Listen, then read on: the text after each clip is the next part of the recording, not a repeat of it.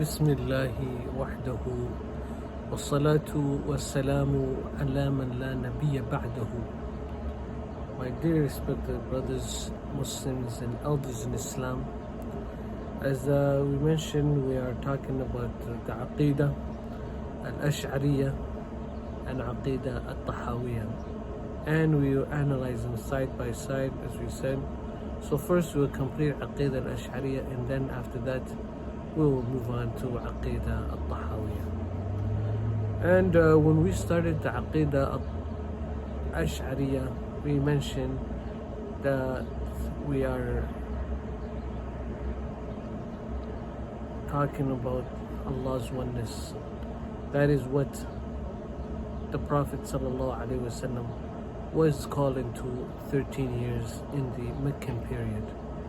And in the Medini period, since the hearts was connected to Allah, they were able to receive the revelation. In other words, when the order came to stop from doing wrong and do right, it was easy for them. As Aisha, the Prophet's wife, radiallahu ta'ala anha, one of the wives of the Prophet, said that if the first thing that came from the Quran was do not commit zina, do not drink alcohol, we would never stop drinking alcohol or committing zina. But Allah subhanahu wa ta'ala azza wa jal connected our hearts to Allah. The Prophet taught us through the revelation how to connect our hearts to Allah, and once our hearts were connected to Allah, it was easy for us to receive the revelation. And that is what we must build, the foundation in our hearts, the oneness of Allah. Once the foundation of Allah is built in our hearts, then it will be easy for us to obey the commandments of Allah. For the commandments of Allah, the muharrimat, are the limits that Allah put us in.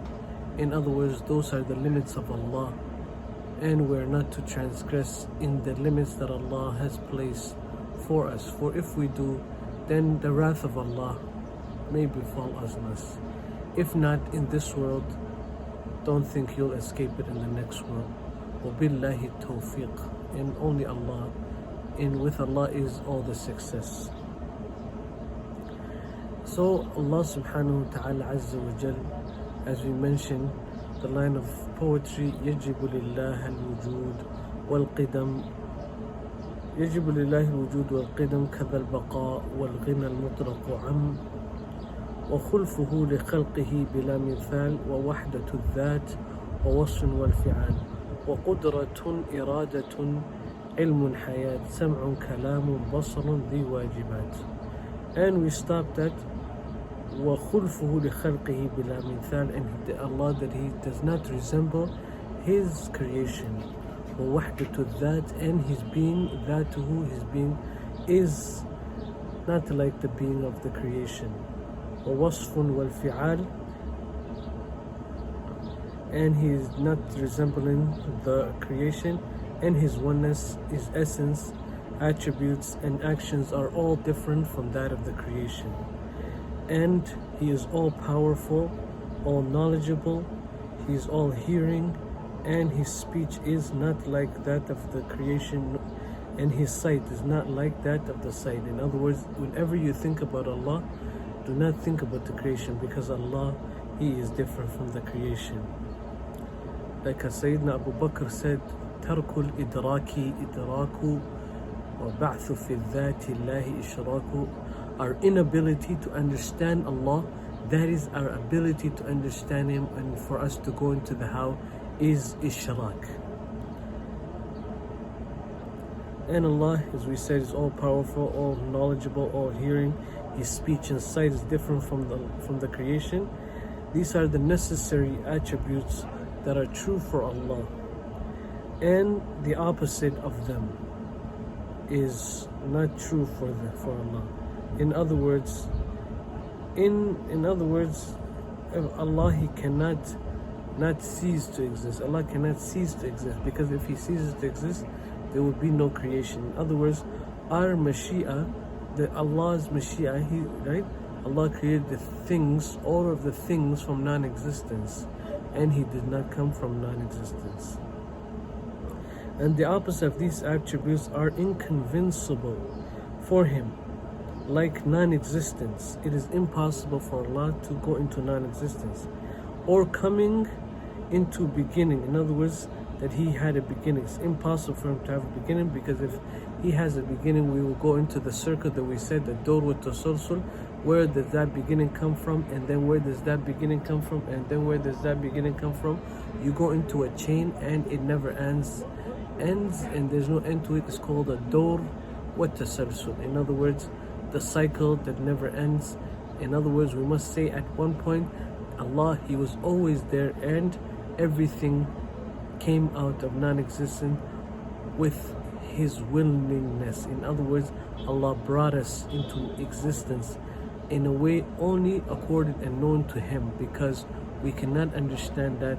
That is our impossibility to understand Him, as Sayyidina Abu Bakr said. وَبَعْضُ فِي that, and for us to go into the how Allah is ishrak. And as you know, the man who came to Sayyidina Malik, Imam Malik, and he asked him the question, he said,